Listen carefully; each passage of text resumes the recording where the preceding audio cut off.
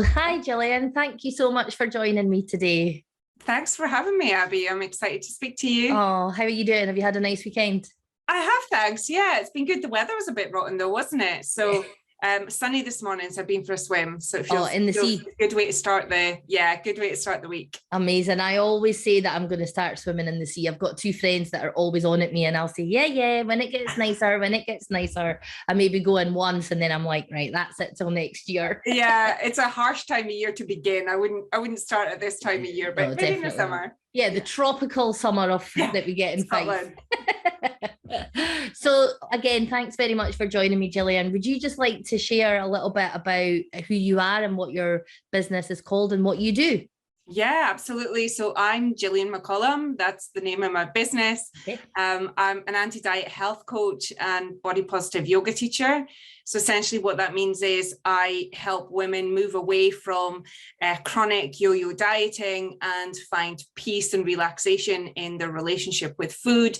And that generally stems from the relationship with their bodies. So both in yoga class and through coaching, just really help them move away from the objectification of their own bodies and that feeling of shame in their bodies, and really step into a much more confident, empowered self. Oof, that is a huge mission. I love it. I always remember when I started out in business seeing some advice that said when you're choosing your mission, make it something way bigger than yourself, Yeah. so that you can bring other people in for the journey. And I guess that's what I'm doing here with you, but I guess that must be what you're doing as well. So it's a huge mission. Absolutely. It's a global mission, right? I think it's when you start looking into the social justice of where women are in our culture, especially here in Scotland, in the UK, in the West, it's we've got a lot of work to do. So if I think about it too much, I get overwhelmed. So I just stick to what I do and hope it makes a difference. Well, it definitely makes a difference. I mean, I know just even from in my small perspective, over the past 2 years where you've got to run your own business and work with your own clients and then also market yourself and show up online and all the rest of it, the impact that can have on your business if you don't feel confident with your body or you don't love your body, then it can actually grind everything to a halt. And that's just in my wee business perspective, but in like a whole world or a whole life perspective, it must be really debilitating for people. Well, absolutely. If you think of what you've just said there, like how our appearance can stop us from showing up in our business and being visible. Well, if it's stopping you showing up in business and being visible, like where else is your appearance stopping you showing up? Maybe like in your relationships, in your community, in just doing the things that you want to do in your life. It probably influences more than just your career and your business, if that's the case. Definitely. And it probably would be quite a good exercise to sit down and actually ask yourself where that is showing up. Because I know for me, I always get to this point where I'm carrying too much weight, and so I won't allow myself to buy new clothes, because I'm just, this is temporary. This is a temporary body. And so then I won't allow myself to buy new clothes. And then my clothes will start to depress me. And wow, round we go into this cycle of feeling self-conscious or dowdy or just not being yourself. And the shame about that is, like, when we look at the statistics and the success rates for being able to permanently shrink our body, the number is so tiny. It's between 2 and 5% that people can successfully shrink their bodies for the long term. So if that's the condition that we're waiting on, right? Like, it's almost like waiting on winning the lottery, right? If we're waiting on that, then we're always going to be in that like before place, right? That temporary place, that like before photo in the before and after photos. And I work with women right through into like their 60s and their 70s, and they've been in that like temporary place for decades. In that place of when my body changes, when this happens, I will then do. And of course, the pause button isn't pressed until we get there. Yes. And time just flies away, and we end up feeling like we haven't done half the things that we actually wanted to do in our life. Oh, I know, it's so because we have sad. this story that our body's a problem. Yeah. And I'm speaking completely from a place of, I relate to this so deeply, but I also know how kind of crazy it sounds that I'm about to say this, but if only we could see ourselves through the eyes of the people who love us or who come into contact with us.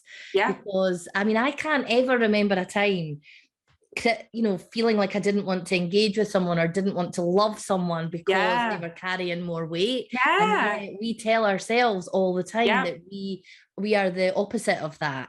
Absolutely. And that's 100% true. If you think of the people in your life that you love the most, I always think of like a granny figure, like a kind of, big round granny figure who likes to feed and likes to love and likes to nurture. Everyone loves granny and no one cares about her weight. No. And when I think of in business, the people that I respect and value the most in terms of the message that they're putting out and what I can learn from them, they're in all kinds of different bodies. And I don't care what their body looks like.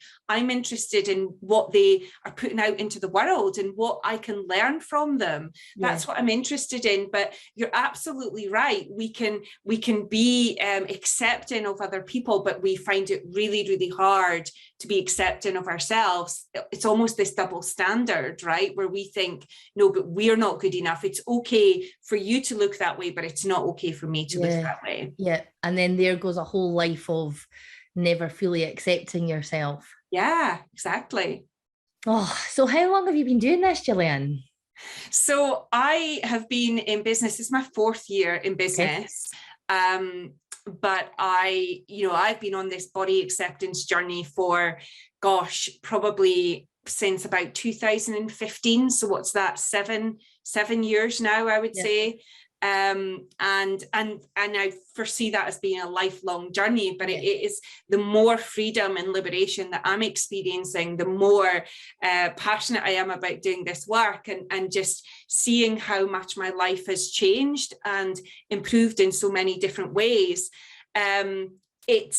It's been really interesting because, I was a chronic yo-yo dieter for about 15 years from when I graduated around 2000. My first career was interior design. I was an interior designer for about 18 years.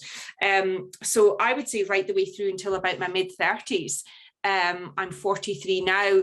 I was I had a flourishing interior design career, but if you were to ask me what the majority of my headspace and priority was in life, it was shrinking my body. That was my career. That was my first sort of line of business, really, honestly, before anything else. It was a full-time job. And of course, 15 years experience just showed me that I would lose weight, I would put it back on. I would lose weight, I'd put it back on. And of course, we think that's a personal failure. We think that it's us, there's something wrong with us. It's a character flaw, it's a weakness.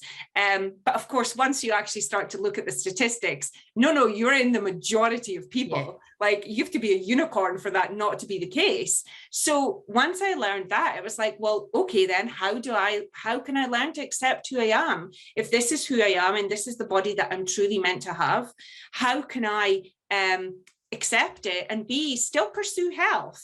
How can I still be the healthiest version of myself in the body that I've got? And of course, a lot of the time, what we dismiss when we think about health, we equate our body and our weight with health so tightly that what we forget is, for me, 15 years of telling myself my body was a problem, not showing up in my life, not pursuing the dreams of starting my own business, right? All those things, that effect that it has on your mental health, that's the part we forget, right? And of course, it affected my social health because I wouldn't have the same connections with people that I really wanted to have because I'd be hiding away. So it's been, I really did it from a place of like, I just want to feel more peace in myself. But it's vastly changed my life in every way. I wouldn't be sat here talking to you as a business owner if I hadn't done that work. No, totally. And I feel like I'm at the beginning of that journey. Like I'm 47 now, and I sort of woke up one day and thought, oh my God, this vision of me, like whenever I sort of visualized how I wanted to look in terms of losing weight, it never looked like me in my vision. Like I always had a slightly different color hair. I was always taller. I was always thinner. I was always in some, sunny, hot place. Like none of those things are ever going to be my reality. And I just woke up one day and thought, hold on, this is not actually going to happen. Yeah. Look at the lived experience. This is exactly. And also what my lived experience told me was that even when I was in my smallest body, I still wasn't showing up. Yeah. I still felt I didn't feel good enough. 100%. Right. So what I learned was that, well, hang on, if I can be in the smallest body I've ever had and still feel self-conscious and still feel like I'm not good enough, then what's it going to take? And what I realized was it's actually, it's a mindset shift. Yeah. It's not a body transformation. No, definitely not. My mum always said when I was younger and I was buying swimwear, if we were going to go on holiday or whatever, I would look at the bikinis. I've never worn a bikini in my life. And I would look at the bikinis even when I was at my slimmest and, immediately feel like it wasn't something that I had permission to wear. Mm-hmm. And my mum always said to me, in fact, I remember this really big, gorgeous woman came up behind me and grabbed the same bikini that I was looking at and grabbed her size and turned around to her mum and went, yes, this is the one. And off she went. And my mum said to me, Abby, that just goes to show you don't need a bikini body. You need a bikini brain. And I was like, oh God, that's such a good thing. But how do you get a bikini brain? Like, where does that come from? So like, I consider you to be fortunate that 15 years ago, you actually tuned into yourself enough to know that this was something that you wanted to work on. And I wonder, was there any like one thing or any pivotal moment that made you sort of come out of the fog? I think it was, my diet's always started around about Christmas, like Christmas Day, weirdly. And I think it got round to Christmas. I think it must have been 2015. And I just got to this place of like, I can't do this again. I cannot be in this cycle any longer. It's never ending. It's not getting me anywhere. I'm just feeling frustrated. And the more I tell myself my body's a problem, the more I'm believing it and the less that like my life is shrinking, right? It's getting smaller. Whereas actually we kind of try to shrink our bodies to make our lives bigger, right? To make everything better, because that's the message that we're sold. So it was just really a complete tiresome of, I cannot live the rest of my life doing this because it's just taken too much. And often I speak to my clients about this sort of interesting phrase of like, is it giving up or is it letting go? And I think a lot of the time, when we decide to stop dieting and actually accept our bodies for what they are and pursue health in the best way that we can and try to restore our sense of self-worth, to me that's not giving up on anything. That's actually letting go of the stuff that's holding you back. And it's actually a really empowering thing rather than feeling like we failed. God, I got proper goosebumps there, Gillian. That's such an amazing way to look at, two completely different perspectives on the one situation is really liberating, actually. You can just cast it off.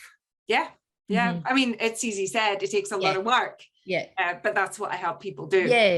And so what is it that you actually do for your clients? What do you help them with?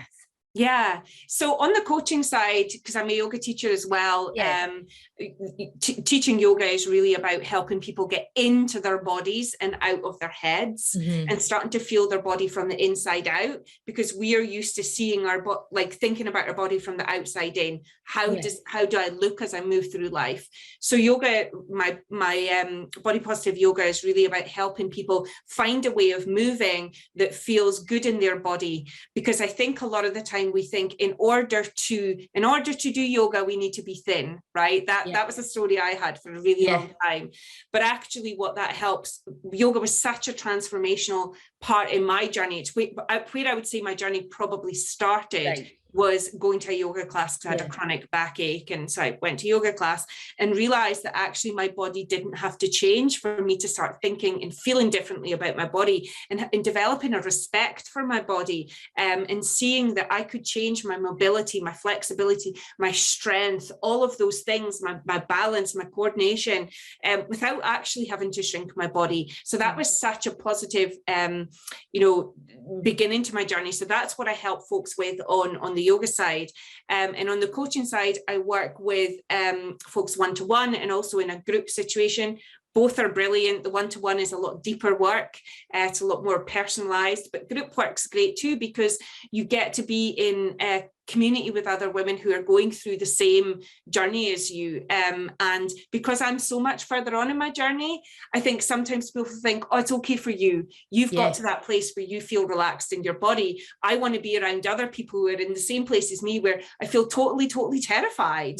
Of like letting go of restriction, letting go of food rules, letting go of all that stuff, and actually tuning into, with my coaching, I kind of speak to my clients about this idea of like turning the lens inwards, unplugging our energy source from what I call diet culture, which is the culture that tells us we need to be thin, we need to be young, we need to be white, we need to be, meditating 5 times a week, 7 days a week, we need to be going to the gym 5 days, like all the shoulds, all the societal shoulds, and actually turning the lens inwards and saying, how does my body feel? What do I need? When do I need movement? When do I need rest?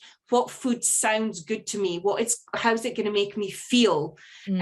As opposed to, I think, I work with a lot of folks who believe that they have like a food addiction problem or a sugar addiction problem.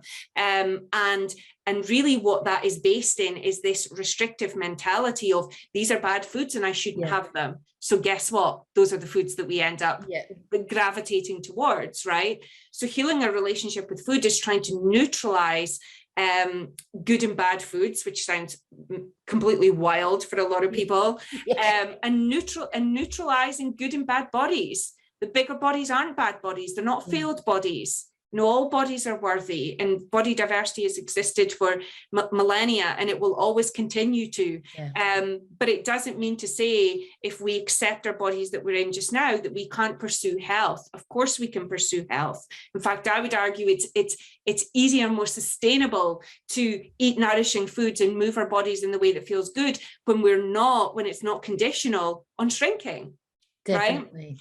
So that's what it's the food and body side is really neutralizing that inner critic and helping people see what their value is beyond how they look.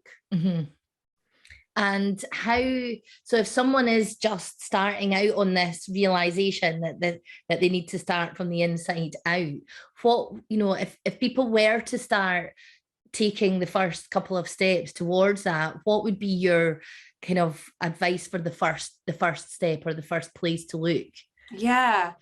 Oh gosh, there's so much. I mean, I probably with my clients start with inner critic work. So really identifying that inner critic around food and body, like, before we can change anything, we need to have an awareness, right? And so many of us have been telling ourselves for decades that voice that runs in our head that we're too big, we're too this, we're too that, we're too ugly, we're not good enough, whatever it is. So really bringing attention to that and trying to externalize that and work with that inner critic. And also on the yoga side, like I really help folks try to identify so much of that as anxiety, like that is like, in terms of business, like, what we are talking about today, like I can't possibly take a video of myself because of XYZ, like really getting clear about what that story is that you're telling yourself, how true it is, what are the beliefs that are having you stuck in that place, dismantling those beliefs and working with the nervous system to down-regulate that anxiety so that we can show up in a much calmer, more regulated place. So it's hard to say where to begin, but I would probably say inner critic work is where I tend to start with clients, like getting really clear as to what that voice is, where have those stories come from, and what are we telling ourselves that our appearance, our body, our shape, our size, what does that mean? What are we making it mean? Yeah, for sure. And again, as well, I think there's a real, if you're doing social media, and we'll come on to talk about you and your feelings about social media in a minute, but, you know, as consumers of social media, regardless of whether we're trying to, you know, grow our business online or anything else, but as consumers of social media, my advice is always to try and find accounts where the people that who are creating content for you to consume is positive and makes you feel inspired or makes you feel good, or maybe it's the same kind of content that you're seeing everywhere else, but it's delivered by someone with a, you know, different colored skin or different body shape, or, you know, terrible lighting, or, you know, like my webcam is crap right now, you know, but so that you can actually start to see that there are real people represented on. That's amazing. And it's so hard to find them, but when you do, and I class both of us in this, when you do find real people that are actually happy to talk about the real stuff, then it feels like, I don't know, like you can take a bit of an extra deep breath. It's not all people on yachts who are earning 6K months. And actually what you're describing there is a really similar exercise to what I have clients do. It's one of the first exercises that I have them do, because what you're saying there is, if I can flip the script, or if I can rewire my brain to show me evidence time after time after time that there are people in all kinds of lives, all kinds of different situations, different bodies, being successful in business. The way that I work with that's very, very similar exercise is saying to clients, okay, so if your story is that somebody in a bigger body isn't smart or isn't desirable or isn't, whatever the story is, right? It's normally desirable, I would say, attractive, sexy. The homework is find 20 accounts of people in your size body or bigger, ideally bigger, and look at those every day for 10 minutes. Look at the photos, look at the videos, 10 minutes every single day. And if you're feeling uncomfortable, good, keep looking at them.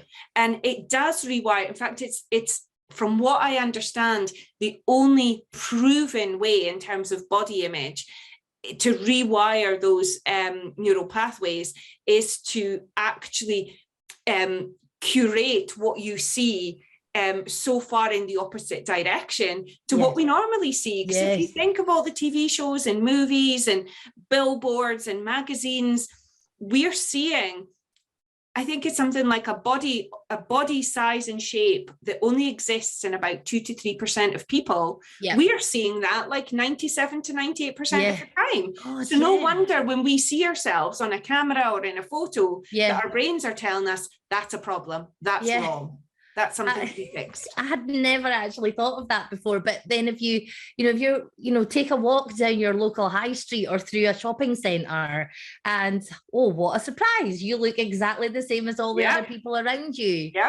Everyone needs a little bit of sun. Everyone needs to get, those clothes off that are not making them feel like the real light is coming out. And, we're all just doing the best we can. And that's, an actual reality check is what we all need. But exactly, I think as, again, consumers of content on social media, we expect that reality check to come to us rather than go out and seek it for ourselves.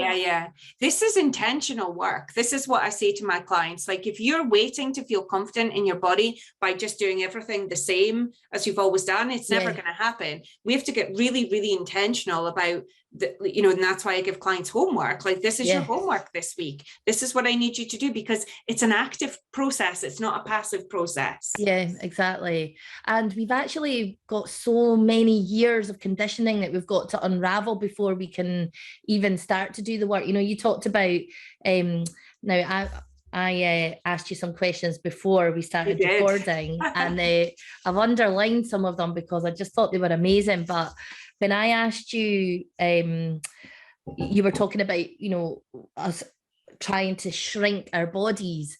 And that made me realize that actually, as girls growing up, we are conditioned to shrink everything, whether that's intentional by the teachers or by family members, or it's stories that we tell ourselves. I still have a booming laugh, and I always felt bigger than my friends, even though I probably wasn't physically. And so I would always try to make myself small and quiet and cover my mouth when I laughed. And that just gets layered on and on and on as we grow up, and then into our teens where everything is wrong, and then we're entering our adult life actually having no clue who we are and feeling just completely wrong from day dot. Yeah, you're absolutely right. Women are, girls from a young age are told to stay small and quiet and well-behaved. That's how we're conditioned as women. And then we start up our own business in our 40s, and we're expected to be, kind of like more extrovert and more projecting our voice. And of course, that's not been our training our whole life. No, definitely not. And you said something really interesting earlier. I mean, lots of things interesting, but I've been scribbling notes while you've been chatting. But you talked about how with your one-to-one work, sometimes your clients might get into that headspace where they can say to you, it's okay for you. You're so far along the journey that of course you can understand and appreciate and love your body, but what about me? And I think that it's okay for you is such a mindset that we all get trapped into, because I can see my thinner friends and think it's okay for you, you don't have to worry about your top bulging out when you're on camera, or it's okay for you, you earn this amount of money, and it's so limiting, because it's an easy way for us to just excuse ourselves from doing the work and reaching or even just going for our goals. Yeah, you're absolutely right. It's a protective mechanism, isn't it? And that's like, I consider myself a perfectionist in recovery, and I think that's a real trait of a perfectionist, to say, it's okay for you because you've got X, Y, Z, but I don't. And seeing sort of buy into those stories, those limiting beliefs of our own kind of inadequacies, and that story sort of stops us from trying, because we're buying into that story of it's never going to happen for me kind of thing, and actually really that's not true at all. It's protective, trying to stop us getting hurt ultimately. So much of my work, you can trace it back to vulnerability, right? We don't want to show up in the bodies that we have, maybe with the loud voice that we've got or the loud laugh that we've got, because it feels risky. It feels vulnerable. At the end of the day, like what I really believe, that so much of the reason why we try to shrink our bodies is because we're all looking for connection and love and acceptance and belonging, and to feel valued and respected. And we believe that by trying to control our food and control our bodies, that we're going to get those things. And as a perfectionist, I felt like I'm not going to get any of those things until my body's right, and I can control my food and all these things. And as I said earlier, what I really realized was it was actually trying to shrink my body was stopping me from getting all those things. It's a thing that prevents you. And when you think about business and you think about people that you follow, coaches, or in my case, like maybe therapists or dietitians, and I think, your message is what I'm interested in. It's not the container that it arrives in, it's the message that I'm interested in. So how can we value that message and value our self-worth in terms of what we can offer the world over how we look, because how we look is really the most unimportant thing about ourselves. Yeah, absolutely. And I feel as a sort of personal responsibility, I'm not, and I don't ever want to be perfect, but I'm not perfect. I don't know everything. I'm not like the, greatest thought leader. I'm not the CEO of Instagram, digital marketing. There's lots of people out there that know so much more than I do. And for a long time, it really, I couldn't show up because I didn't feel like I was those things and I needed to be those things before I could do work online. But over the last year, certainly, I've realized that it's okay to not be the boss of Instagram. That's not what people think when you come online and start to talk about something. It's not like school where people think, oh, who do you think you are? And again, that's all the conditioning that we've grown up with. But that's why for those of us who can, we absolutely should do work online or in some way to help people whose natural setting is, well, it's okay for you. Because people probably look to me and think, well, it's okay for you, you're so confident. And actually, the reality is so different from that. And that's why we need to share the realities more with people. To sort of reduce that it's okay for you and make it something else. It's okay for us. Yeah. Well, I mean, I look at you and I think that you come across as a really confident person. Would you say that you were born, I know you're interviewing me on this, but I'm going to push it back to you. Conversation, were Gillian. You born a confident person? Did you come into this work being a confident person? So I've always been confident about my place around the people that love me. So I'm an only child. I grew up with a single parent, and I was the first grandchild in the family. My mum was one of 5. So I had really doting people in my life that I was very certain of my place. So I knew I had permission to be or to explore who I was or what I wanted to do. But then as I got into this phase, actually running a business and helping clients, I was still confident about my place in that. But there was something really strong holding me back from being public about it, because then that surety could be knocked. Someone could say to me, well, who do you think you are? Or actually that information isn't right. Or have you seen this report? It's actually way more professional sounding than you are. And so then I wasn't sure of my place, because I'd cultivated these relationships over the past 40 years. Of course. Stepping into the unknown was very unusual for me. So really uncertain. Really uncertain. So that's the work that I've been doing. And the way that I'm doing it is by creating these kind of conversations and sharing it more with people online and asking people for their feedback. And what I'm now gathering, all this data, is that people want to get their messages from real women. Well, my clients want to get their message from real women who have shared experiences and who are not afraid to be a bit vulnerable. And I kind of feel like that's my role in all of this. Well, you've got the perfect person, because I'm really on a vulnerability journey for sure. And I would say that my body acceptance practice is it really helps me in that, because what I understood in that regard when I started that journey was, people, in my case, I wasn't born a confident person. I have to do things to gain that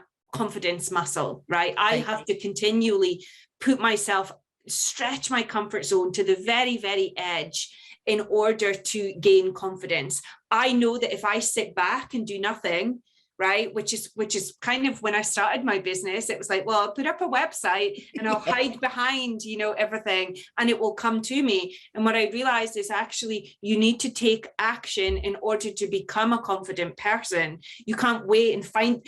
I think what I see is a lot of people wait to find confidence, and they think, well, if I read this book, or if I listen to this podcast, or if I do this course, I will become a confident person. But of course, you've got to take action. You've got to take sort of small risk action in order to grow that confidence. And I feel like the more I've tried to shed my perfectionist tendencies and be more vulnerable, the more I'm actually connecting with other people, because what they're seeing is, yes, I'm further along in this body acceptance journey as they probably are, but I'm still in it. I'm still doing it. Yeah, of course. I'm not recovered. Like, so long as we live in a world that tells women like they need to be thin, they need to be young, and like the aging process is a whole other thing, right? Not just body size and shape, but 21st century like Western beauty ideals are, I'm aging out of that. My body's gotten bigger, I've grown older. So my work continues. So long as I'm going out into the world, a world that's telling us we need to be, small and polite and pleasing, then I'm going to have work to do. Yeah. I'm going to have this resilience that I need to build and cultivate always. So I'm not on the other side. I'm still always doing the work. It's not like you've completed it. No, no, it doesn't work that way. So one of the questions that I have started asking my guests is around music, because music is really important to me. It helps shift my mood. It helps connect me to different versions of myself. And, it almost always makes me want to go out and dance somewhere. Yeah. Like if I could just sort of arrive on a dance floor without any of the extra effort that goes with it. And so this is called Sea Change Cinema, and with all great films, there's usually a soundtrack and a theme tune. So I want to start asking guests what their theme tune is. And obviously I asked you, and I know that you had a little bit of almost like a bit of a trigger about even letting me know what that theme tune is. So can you tell me what your theme tune is and tell me a bit about it? Yeah, so the theme tune's by an artist called Gail, and it's Abi Sea EFU. Yeah. So it's like FU is pretty much the soundtrack. And I said to you before we started recording this, I was like, that's truly authentically what I feel like my theme tune is. But I feel vulnerable. Here we are, like practicing vulnerability. Yes. I feel vulnerable putting that out to the paperwork I sent you to say that's my theme tune, because to a lot of people it might seem like aggressive, or it might seem like there's a lot of profanities in it. But to me, it's like, well, I do have always this like very low level underlying kind of like teenage rage at the world, because there's so many injustices, and so much of my work is a result of oppression, right? Of course. The way that we feel in our bodies is because of oppressive systems. So therefore I get really het up about most social justice stuff when I see injustice. So I just think that theme tune really, most days, that's how I feel. Like there's something somewhere that I just want to say F you to. Yeah, definitely. But it taps back into what you were saying before about your work on yourself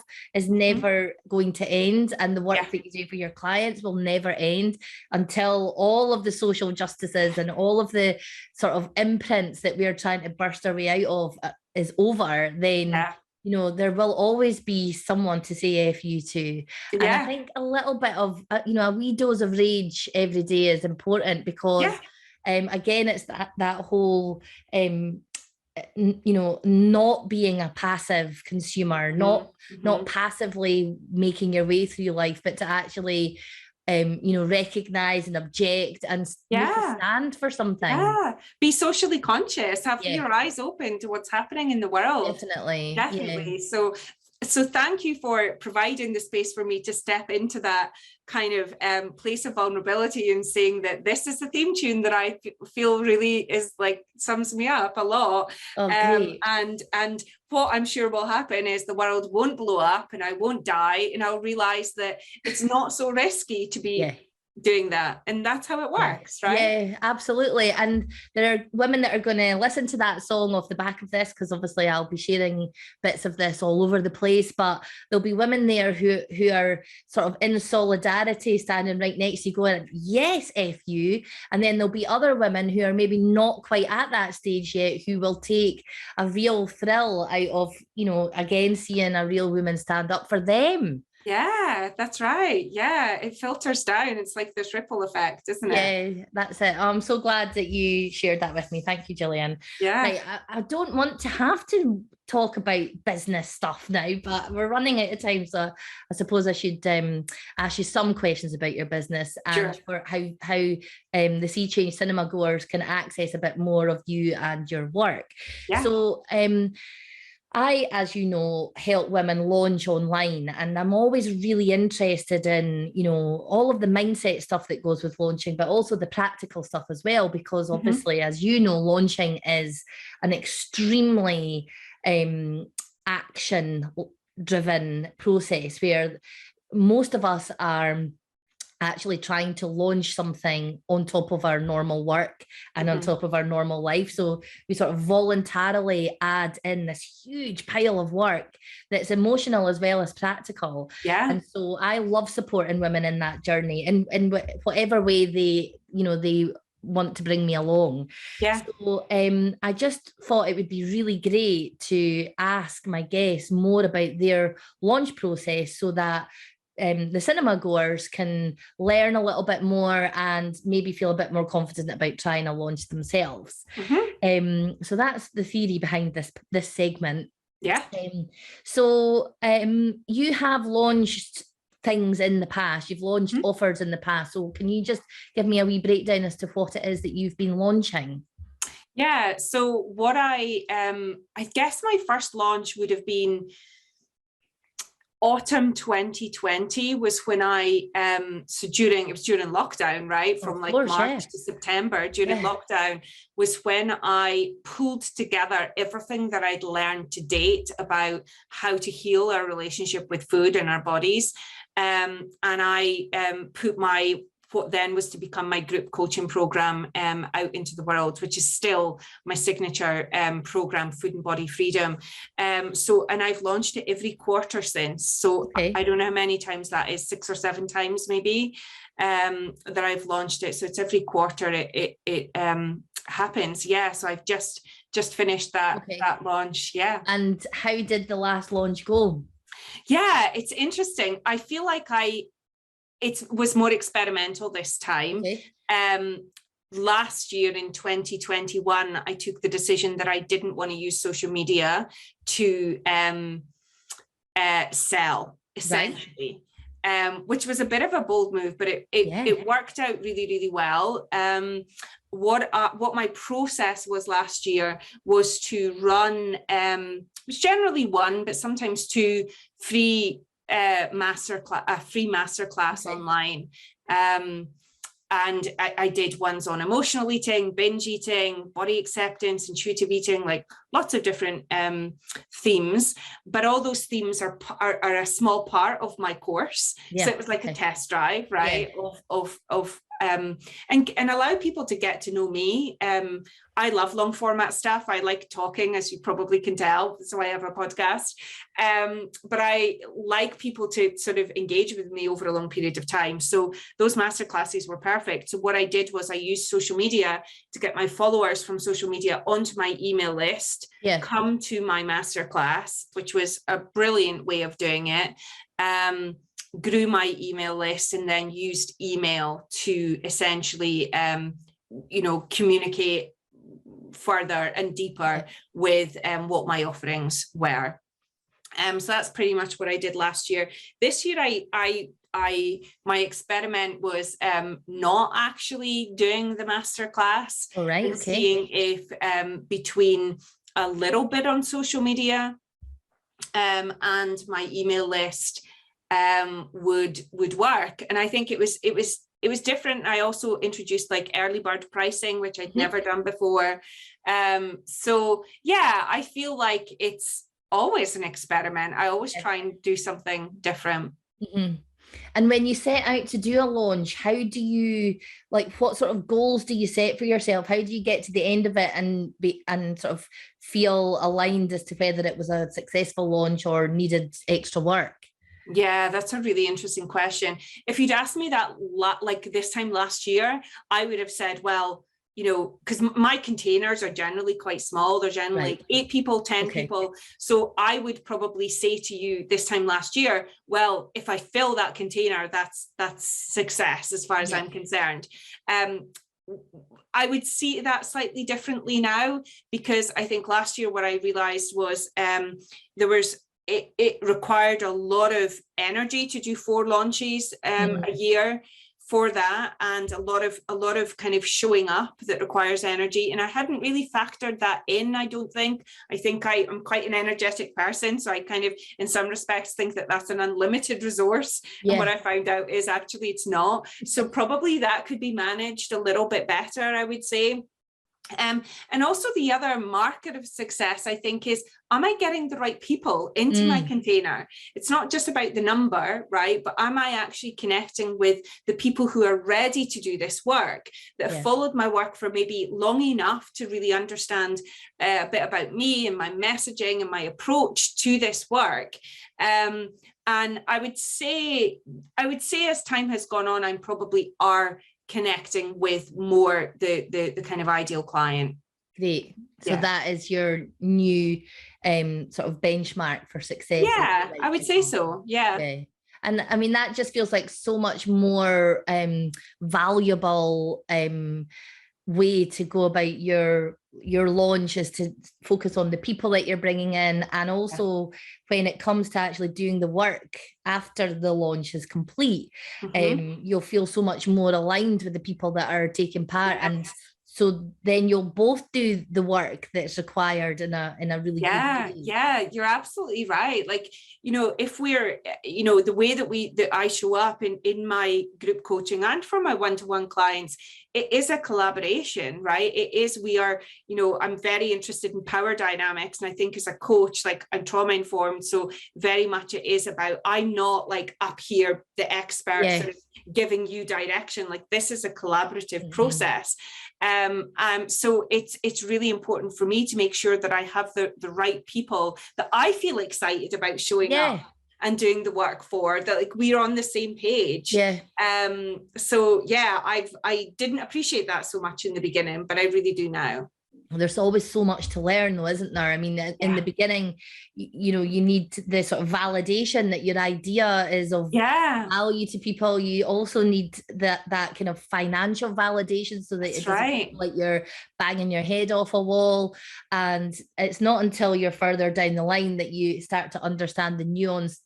Even just something like, a properly aligned person coming into your program will end up being an ambassador for you way into the future. And that's where the real value is. But that's not something that you can actually know at the beginning, because you've got so many other things to kind of manage in your brain. Yeah. And also I think you need to work with enough clients to really understand, like, what is my ideal client, right? You don't have that information in the beginning. So it's something that can only be learned as you go through it. Definitely. I wrote about that in my last email, because I kind of feel like doing the ideal client work is a little bit like,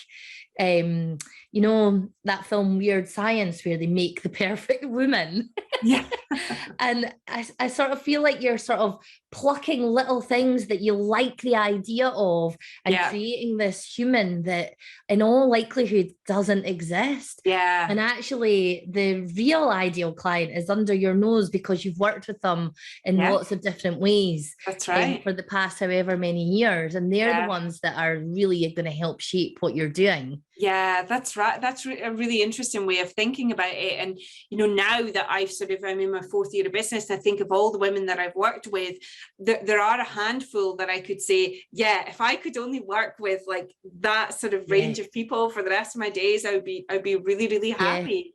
Absolutely. And I think that really helps when you're creating content, right? Like when I'm creating content for social media or on my email list, I'm thinking of those people that I've already worked with, like that messaging, like when they were early on in their process of working with me, like what would be helpful, what would be valuable for them to hear at this point. Yeah, that's actually an excellent bit of advice there, is, for the content creation, because we're always trying to create content and hoping that it lands. And actually, you've got lived experience and proper proof that this is the kind of content that your real clients needed to access to know whether to work with you or not. Yeah, that's right. Yeah. One of the other questions kind of around this same topic is, I asked you, what do you wish, back in the beginning of launching, what do you wish you'd known that you know now? Can you remember what you... I can't remember what I said. What did I say? Remind me what I said. You said that and it's perfect. So that's why I wanted to make sure it got recorded here. You said that when you think you're shouting into an empty room, you're not. And when you think everyone must be sick of hearing what you're selling, people are only just catching on. Yeah. It's I've really learned that, like, again, that doesn't come in the beginning at all. No. Because we're so vulnerable. Like, even putting out one post on social media or one email, we feel completely exposed, don't we? And then it's only further down the line what you realize is that, you know, once you start engaging with your clients and the people that sign up to work with you, what you realize is that actually they didn't see those, like, you know, I'll often say to a client, well, I was talking about this on social media the other day, and they'll be like, oh, I didn't see it. Yeah. We think that everything we put out into the world, that everyone's going to be like hyper focused on it. And of course, they're not. We need to say it many, many times. And also what surprises me too is when people come into, you know, they finally sort of send me a message or they arrange a intro call with me. I will ask them, like, how did you hear about me? And they'll say, oh, I've followed you on Instagram for years. Yeah. And I'm like, but you've never commented or liked anything that I've ever done. Yeah. So these like sort of silent witnesses that just observe. And so they're there. I know they're there because they do eventually sort of come to me. So in the beginning, you know, you just think, oh, well, if there's no engagement, I'm just shouting into an empty room. But it's not often the case. Oh, that is so reassuring for myself and for anyone else that's feeling that right now, because, you know, it can feel like you're shouting into an empty bucket at times. Yeah.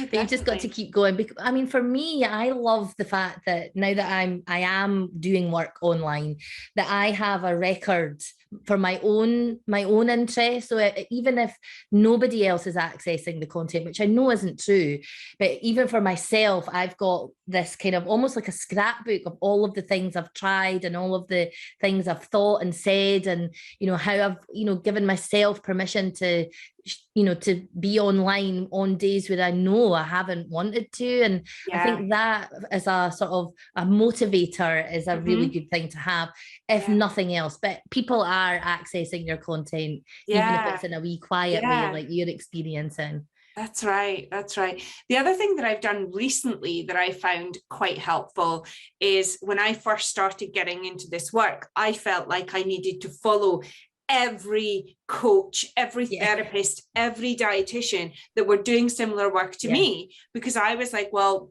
I need to know what they're doing because maybe I can learn something. And actually, you know, I did learn things, but that was small in comparison to the kind of overwhelm that I was feeling about just seeing the bombardment of what everybody else who does a similar job to me. And it's really easy to get caught up into comparison when just like we were saying earlier about when, you know, thin bodies are flooding your world.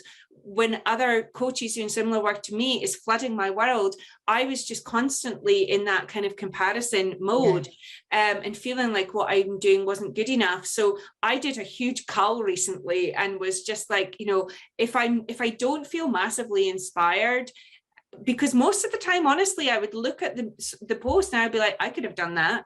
And not from a big-headed way, but in a way of like, I haven't really learned anything from that. I can see why clients would learn something from that, but I haven't. So why am I following you? You know, totally. And actually filling my feed with just other inspirational stuff, you know, stuff that isn't even related to food and body stuff. But I can pick up on themes about vulnerability and perfectionism and people pleasing and all of that kind of stuff. Just opening the world a bit further has been helpful. Oh, absolutely. I mean, last year, I mean, I know that last year was mad for all of us, but last year I kind of almost ground to a halt because I call it the sausage scale. Stick with me and I'll explain it. But I felt like you, I was following so many people that did similar things to me, maybe not always in the launch kind of niche, but in, you know, all of the other related work that we do. And I was just seeing the same thing over and over again, the same colors, the same filters, the same music, the same message. And I just started to think, oh my God, this is like a sausage machine. You know, we're just grinding out the same stuff over and over again. And the thought of being part of that actually horrified me to the point where I thought, well, I'm not going to actually add anything into this more noise, because I don't appreciate it, and I don't want to push that onto other people and make them feel that they've been kind of sausaged at. But I love that. And the thing is, you've got like the sort of low grade sausages where it's people just churning out the same nonsensical stuff, but then you've also got the meat on the butcher's floor. Exactly, yes. But then you've got your high quality sausages, but they're just, you know, doing the same stuff, but they're packaging it in a different way, or they're, you know, they're doing it from a different location to make you feel not just bored, but also inadequate. Whether that's intentional or not, I mean, I don't want to throw shade on anyone else's hard work, but what it meant was I couldn't figure out what I needed to do to move away from all of that. And it wasn't until, like you, I did a big cull and I started following comedians and chefs and musicians and dancers just to see how they used their creativity to get their message out. And it wasn't sausagey, it was, you know, inspiring, and it was colorful. And that's when I was able to say, actually, you don't have to be a sausage.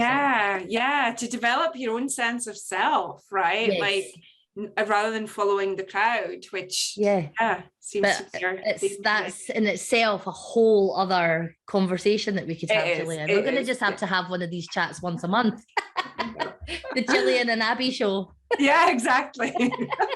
So we are about to run out of time. I knew this chat would go fast, but I did want to ask you one last question, because obviously you've given up your time to chat to me today, and I would love for cinema goers to be able to access more of what you do. So can you just give me a wee rundown of what you're launching next and how people can access any of your content, free or otherwise? Yeah, definitely. So on the yoga side, I'm just finishing a beginner's course, but I do 2 public classes a week, a gentle yoga class on a Monday night and a hatha yoga class on a Wednesday night. Really accessible. So no matter where you are in your yoga journey, accessibility is huge for me. So if you're interested in yoga and you feel like you don't have a yoga body, I am your teacher. Great. That's online, Gillian? Or that's online. Yeah, those are both online. Absolutely. So there's that on the yoga side. And then on the coaching side, I work with folks one-to-one. So you can find details of that on my website. And my group coaching is probably going to be late spring, early summer, I would say, the next cohort of Food and Body Freedom, my group coaching program. And I am actually planning a workshop. I'm in the very, very early stages, but 2 years ago, right before COVID, I had an in-person workshop planned, and of course it didn't happen. So I'm really keen to do an in-person thing. So if anybody is in and around the Edinburgh area, keep their eyes peeled for that, because I hope that's going to happen in April. But what I would say, if you're looking for something free, and if you're interested in what I've been talking about today, you definitely want to listen to my podcast. Me and my friend and colleague and peer, Tams and Brossa, the 2 of us co-host a podcast called the Anti-Diet Club podcast. You can find that on Apple and Spotify. I think we're into about the 13th episode now. We started in October. So that's where you can find more information about this kind of thing, and join my mailing list. So go onto my website, gillianmccallum.com, and you'll see a box on the homepage where you can sign up to my mailing list.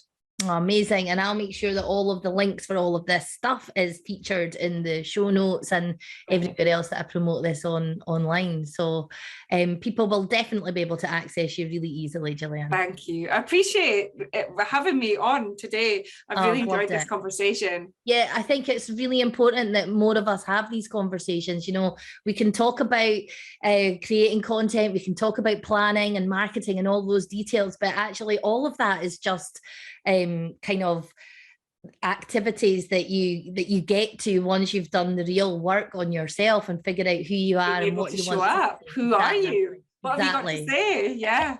No more sausages. Yeah, no more sausages. I love that. Okay, well, thanks so much for your time today, Gillian. I really appreciate it. You're welcome. Thanks a lot for having me. Take care. Bye.